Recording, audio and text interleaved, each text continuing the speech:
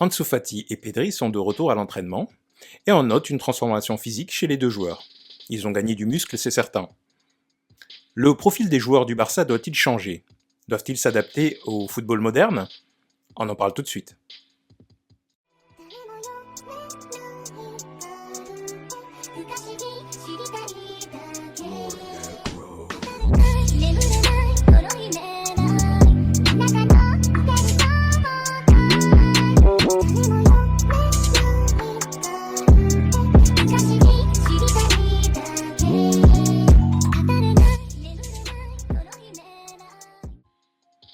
Bonjour à tous.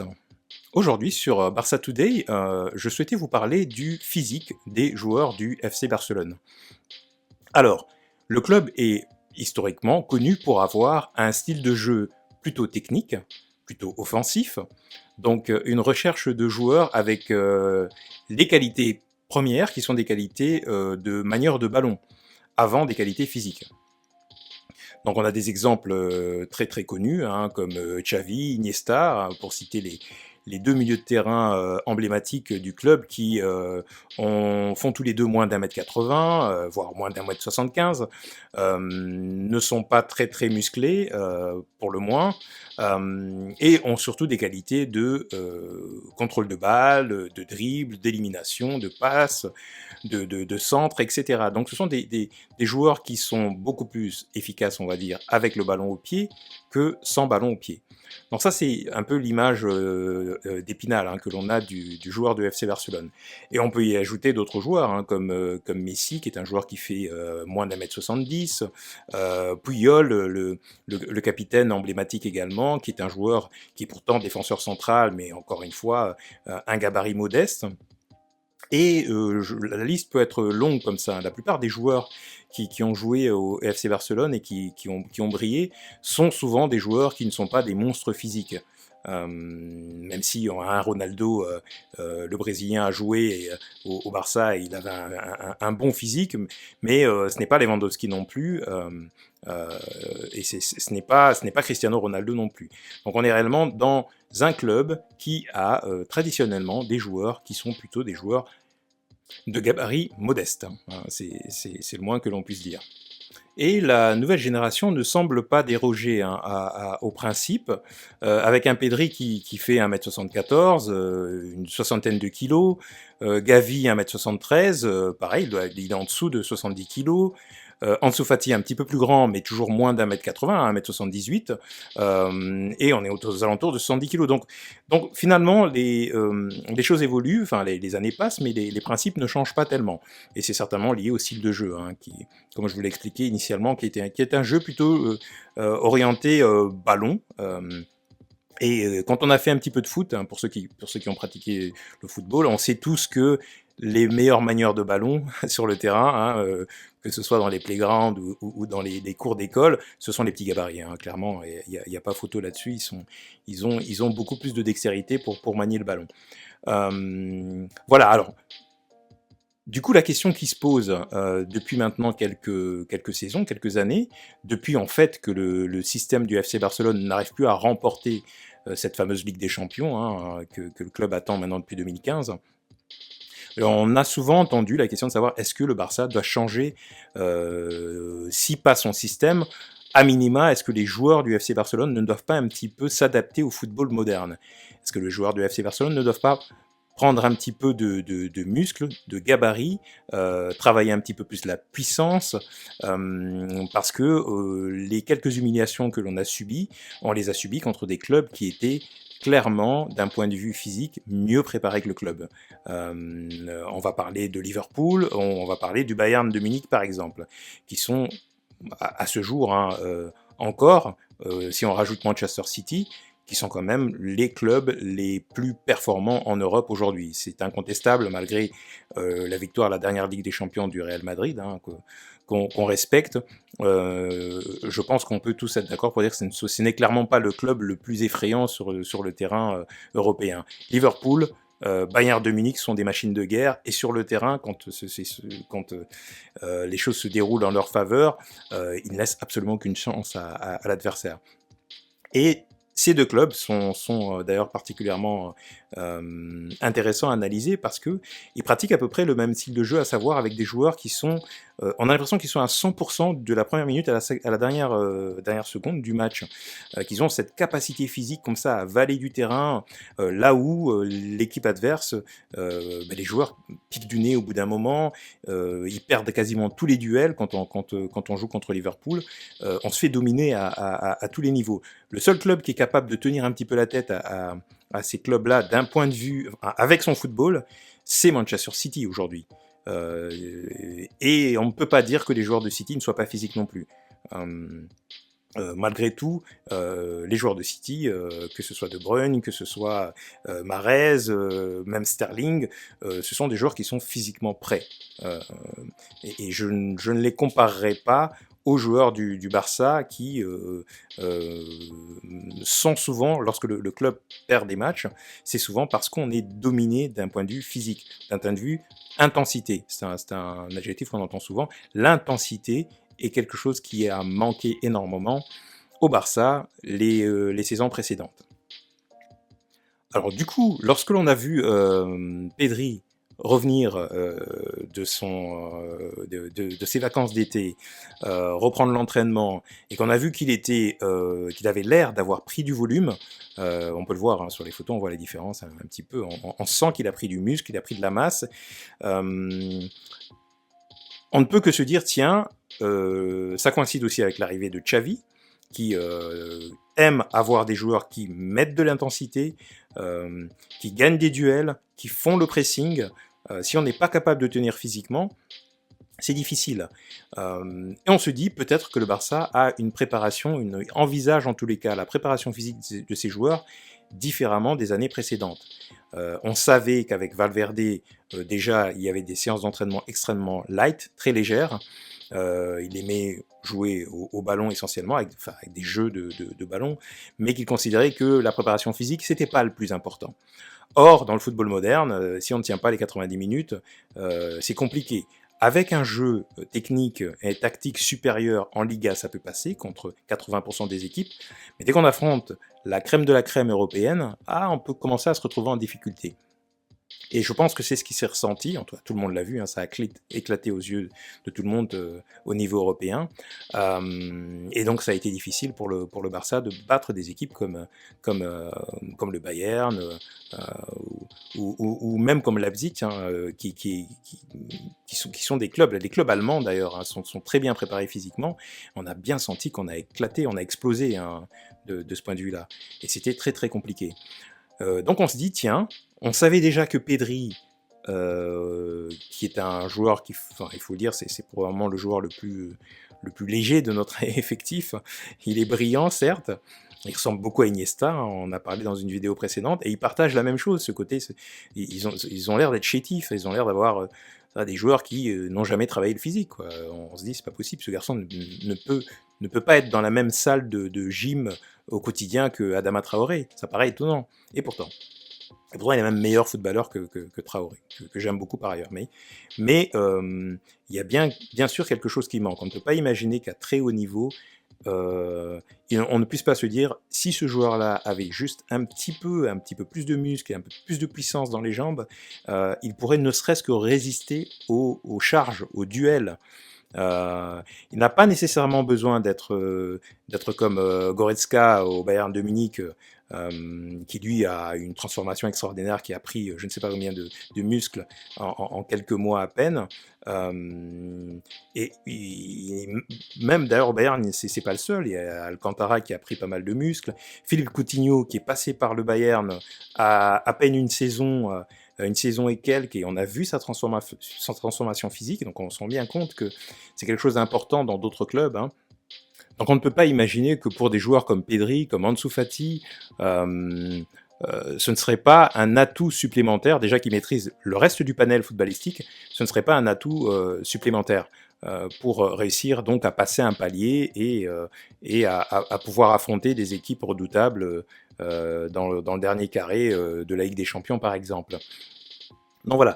Donc du coup, on peut se dire que cette démarche, cette transformation est en train d'avoir lieu et que le club a pris en main de pouvoir opérer cette transition avec ses joueurs, les joueurs dont nous venons de parler. Donc moi je mets dans la liste Pedri en premier lieu, hein, qui a un physique qui est assez léger à mon sens. Hein. Je vais mettre Ansu Fati, il en a besoin également. Je vais mettre également Eric Garcia, qui est tout de même le défenseur central, pour moi, futur remplaçant de Gérard Piqué, dans la sortie de balle, hein, dans la formation du FC Barcelone. Il est passé par la Masia, il est allé en Angleterre, il a suivi exactement la même trajectoire que Gérard Piqué avant de revenir au Barça. Mais Garcia, ce qu'on lui reproche, c'est bien qu'il soit léger physiquement aussi. Donc on n'est pas obligé, je pense, pour avoir une technique au-dessus de la moyenne hors du commun, je pense qu'on n'est pas obligé de sacrifier le physique non plus. Puyol était techniquement intéressant, mais il était aussi hargneux, agressif, il gagnait tous les duels, etc. Ce n'est pas simplement une question de volume, ils n'ont pas besoin de ressembler tous à Adama Traoré, mais qu'on le veuille ou pas, des joueurs comme Messi, aussi petits soient-ils, quand il enlève son maillot, on voit bien qu'il est extrêmement gainé, on voit bien qu'il est extrêmement musclé, on voit ses cuisses, qu'on voit rarement d'ailleurs, parce que souvent les shorts sont trop grands, mais on voit bien ses cuisses qui sont extrêmement musclées. On ne peut pas, au jour d'aujourd'hui, hein, à ce jour je pense, être aussi préparé pour les matchs à haute intensité et avoir à peine son squelette et un petit peu de peau pour soutenir le tout. Il faut avoir du muscle pour pouvoir notamment gagner les duels. Un autre exemple d'ailleurs qui m'est venu à l'esprit en préparant cette vidéo, c'est lorsque Neymar arrive de Santos au Barça. Lorsque Neymar arrive au Barça, c'est un gabarit extrêmement fin. Il est vraiment maigrelet. Et au Brésil, ça posait pas de problème. Il jouait sur sa vitesse, c'est avec ses dribbles chaloupés, c'était comme ça. Mais dès qu'il arrive dans un football européen où il y a un peu plus d'impact, c'était compliqué. La première saison, Neymar a dû prendre du muscle. Il a dû prendre du volume et il y a eu un travail spécifique là-dessus. Et c'est d'ailleurs sur ce travail qu'on va se baser pour faire la même chose pour Pedri et pour d'autres joueurs, pour qu'ils prennent aussi cette masse physique. Donc, je pense que c'est un élément important. Malgré tout, il ne faut évidemment pas que les joueurs se transforment au point de ne plus pouvoir appliquer le style de jeu que propose le club, mais c'est important qu'ils ne puissent plus tomber à chaque duel, à chaque confrontation avec un joueur adverse un petit peu agressif, et on voit nos joueurs qui tombent par terre, qui n'arrivent pas à gagner un duel, qui n'arrivent pas à matcher les courses à haute intensité, qui à la 70e minute commencent un petit peu à baisser le pied, à lever le pied parce que c'est trop compliqué. Il ne faut pas oublier une chose également, c'est que le FC Barcelone, traditionnellement, n'avait pas besoin de joueurs extrêmement physiques parce que la plupart du temps, l'équipe conservait la balle. Donc l'équipe domine par la possession de balle. Donc il n'est pas rare de voir les matchs se terminer à 70-30, 80% de possession Barça, 20% à l'équipe adverse. Donc lorsqu'on a le ballon la très grande majorité du match, on a juste besoin de le faire circuler. Donc le joueur n'a pas besoin d'aller très vite, il suffit juste que le ballon circule vite, qu'il soit maîtrisé, que les contrôles soient parfaits, que les décalages soient faits, etc., etc. Et on a naturellement besoin de beaucoup moins courir, de faire beaucoup moins d'efforts que l'équipe adverse. Lorsque cette possession de balle diminue, et qu'on arrive à des matchs où on est presque à égalité avec l'adversaire, là, on commence à souffrir, parce que l'adversaire possède le ballon le même temps que nous, et il est mieux préparé physiquement. Donc ça veut dire que nous devons faire a priori le même effort que lui pour pouvoir tenir la balle. Sauf que nous n'avons pas les joueurs pour ça, puisqu'on a des petits gabarits manieurs de ballon, mais qui ne sont pas faits pour aller au duel, à la confrontation et à la bagarre. Donc voilà, donc sur un match, très naturellement, on finit par perdre la confrontation parce qu'on n'est pas préparé. Donc il y a une responsabilité importante du coach, et là de Xavi et de ses prédécesseurs, hein, Koeman avant et Valverde, qui se sont petit à petit éloignés du style de jeu du FC Barcelone, et donc la possession de balle, et donc le pressing haut, tous ces éléments-là qui nous permettaient de garantir, entre guillemets, cette maîtrise de la balle le plus clair du temps du match. Et qui nous protégeaient du coup des attaques fulgurantes de l'adversaire, puisque l'adversaire avait très peu le ballon. En renonçant petit à petit à ce style et en essayant de jouer à un style un peu plus moderne, de contre-attaque, de jeu de transition, etc., etc., en fait, ce qu'on a fait, c'est qu'on a donné le bâton pour se faire battre, puisque on n'avait plus l'effectif pour jouer ce style de jeu-là, puisqu'on n'avait que des joueurs, des manieurs de ballon, etc. Et c'est comme cela, en tout cas c'est ma vision des choses, c'est comme cela qu'on a commencé à se rendre compte et à se dire, bah tiens, Busquets c'est devenu mauvais, ah bah tiens, Jordi Alba est pas bon, ah bah tiens, Ter Stegen est beaucoup moins impérial devant les buts, bah c'est parce qu'il reçoit beaucoup plus de vagues des adversaires que lorsque l'équipe fonctionnait bien. Il en recevait beaucoup moins, il devait être décisif à quelques éléments importants, mais ce qu'on lui demandait surtout, c'est de relancer proprement la balle et d'avoir un pied égal à celui d'un milieu de terrain quasiment, quoi. Donc, on s'est rendu compte en renonçant à ce style de jeu-là que les joueurs ne correspondaient pas au style de jeu que l'on pratiquait alors, quoi. Donc voilà, si vous voulez jouer comme le Real ou vous voulez jouer comme Liverpool, il faut des joueurs comme ont le Real ou comme à Liverpool ou comme à le Bayern. Le Barça n'a pas les joueurs pour ça. D'où l'idée de Xavi de revenir vers un style de jeu traditionnel, de possession, de pressing, de jeu en triangle, etc. Et vous verrez que ces petits gabarits-là seront à nouveau brillants. Et si, en plus de ça, ils font un petit peu ils passent un petit peu à la salle quand même, parce que pour moi, ça reste quand même des sportifs de haut niveau. Ce n'est pas possible de ne pas avoir un gabarit à minima suffisant pour pouvoir résister à un duel, pour pouvoir faire un décalage, faire un petit démarrage, avoir les cuisseaux qui vont bien pour pouvoir mettre 2 mètres, 3 mètres, comme le faisait Ronaldinho, comme le faisait Stoïkov. Voilà, on a beau être petit, mais je pense que ce minimum de muscles, de gainage, de puissance à travailler, ça c'est quelque chose qui doit être complètement acquis pour l'ensemble des joueurs du FC Barcelone. Donc, dites-moi si vous êtes d'accord avec moi. Est-ce que vous pensez que le physique d'abord des joueurs du FC Barcelone a été la cause de pas mal de déconvenues dans les saisons précédentes, le fait qu'on n'ait pas assez de muscles, le fait que le jeu est changé, on essaie de jouer un jeu de transition, un jeu plus rapide, etc. Mais on n'a pas les joueurs qui vont bien. Et est-ce que vous voyez aussi cette transformation qui est en train de se faire petit à petit avec nos gabarits, nos petits joueurs, nos petits jeunes qui sont tous en dessous d'1m80, 70 kg, mais qui sont en train de gagner petit à petit aussi de la masse pour pouvoir aller se confronter aux équipes les mieux classées en Europe.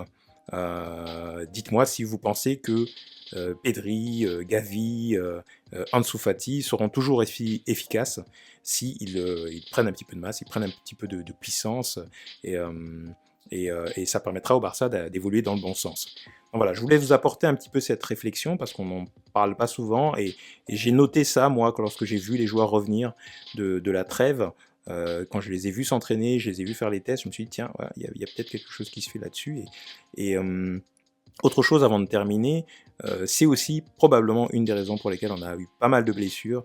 C'est vrai que Pedri a joué beaucoup de matchs, mais il se blesse facilement. Ça a été le cas de Dembélé aussi, qui est arrivé avec un physique je sais pas, plutôt de marathonien d'ailleurs, hein, que même de sprinter. Enfin, il était tout fin. Et là, on a vu qu'il a gagné un petit peu de volume la saison dernière. Je pense qu'il devrait en gagner un peu plus. Il y a eu énormément de blessures comme ça. Et ça, c'est parce que physiquement, ils ne sont pas préparés non plus. Donc voilà, donc si ça vous a plu, n'hésitez pas à commenter, donnez-moi votre opinion, est-ce que vous êtes d'accord, est-ce que vous n'êtes pas d'accord, est-ce que vous avez des choses à apporter supplémentaires, likez la vidéo, partagez, abonnez-vous si vous ne l'êtes pas encore, et je vous dis à très bientôt sur Barça Today.